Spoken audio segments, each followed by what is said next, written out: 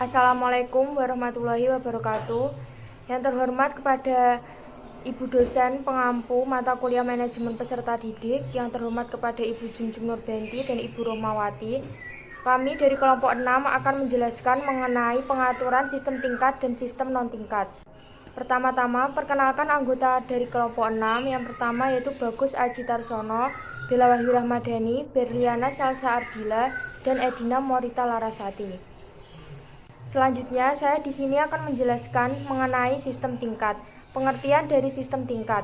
Menurut Imron, sistem tingkat merupakan sebuah bentuk penghargaan bagi para peserta didik setelah terpenuhinya kriteria serta pada waktu tertentu di mana dalam bentuk kenaikan satu tingkat pada jenjang yang lebih dari sebelumnya atau lebih tinggi. Yang dimaksud dari kriteria tersebut yaitu mengarah pada prestasi peserta didik dan juga prestasi lainnya. Sedangkan untuk waktu di sini dimaksudkan pada lama peserta didik tersebut berada pada jenjang atau tingkat pendidikan tersebut. Kelebihan dan kekurangan dari sistem tingkat. Yang pertama yaitu kelebihan. Kelebihannya yaitu dapat digunakan sebagai alat untuk merekayasa pembelajaran bagi peserta didik. Kedua, untuk efisiensi dan memunculkan rasa sosial yang tinggi pada peserta didik. Sedangkan kekurangannya, yang pertama yaitu bagi para peserta didik yang tidak dapat naik ke tingkat selanjutnya, maka akan menghadapi permasalahan pada akademik maupun psikologisnya. Yang kedua, bagi para peserta didik yang pandai, mereka tidak sabar untuk menunggu peserta didik lain yang memiliki kemampuan yang lebih rendah. Saya, Edina Morita Larasati, akan membawakan materi mengenai sistem non-tingkat dan juga sistem kredit semester. Pengertian dari sistem non-tingkat yaitu sistem yang menggunakan pengertian di mana seorang peserta didik memilih dan menjalankan pembelajaran sesuai dengan kemampuan, bakat, serta minat yang mereka miliki masing-masing tanpa harus dipengaruhi oleh orang lain. Peserta didik yang mampu menyelesaikan dan menjalankan pembelajaran yang ditawarkan akan dianggap lulus dan akan bisa memilih pembelajaran selanjutnya. Tetapi, untuk peserta didik yang tidak bisa menyelesaikan pembelajaran tersebut, maka harus mengulang pembelajaran tersebut. Kemudian, kelebihan dan kekurangan dari penggunaan sistem non-tingkat. Kelebihannya, peserta didik mampu berkembang sesuai dengan keinginan dan kemampuan yang mereka miliki tanpa harus terpengaruhi oleh orang lain.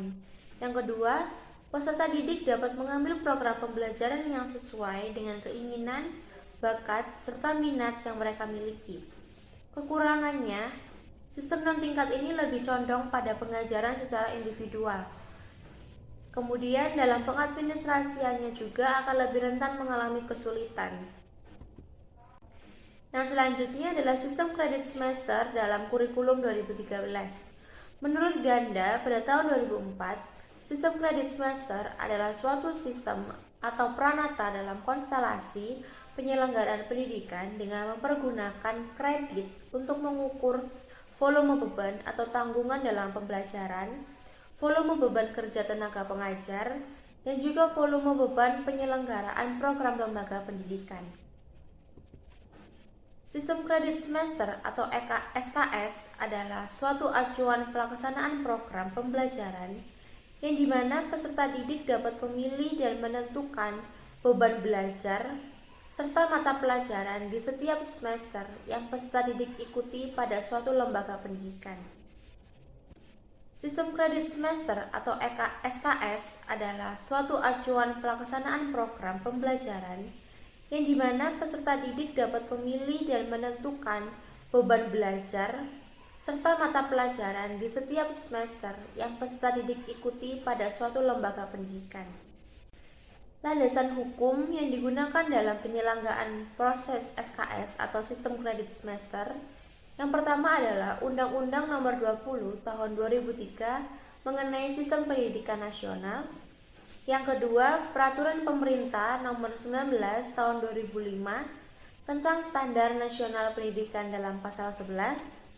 Serta yang terakhir adalah Peraturan Menteri Pendidikan dan Kebudayaan Nomor 81A Tahun 2013 tentang implementasi kurikulum. Selanjutnya, saya akan menjelaskan tentang program akselerasi bagi peserta didik yang memiliki potensi cerdas istimewa dan berbakat istimewa.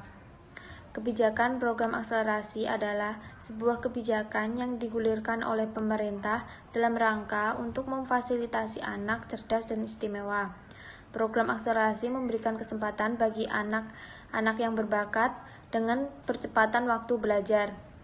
Pada jenjang SD yang biasanya 6 tahun menjadi 5 tahun, pada jenjang SMP dan SMA yang biasanya 3 tahun menjadi 2 tahun. Namun, program akselerasi ini sudah tidak dipakai oleh beberapa sekolah karena digantikan oleh sistem SKS atau sistem kredit semester.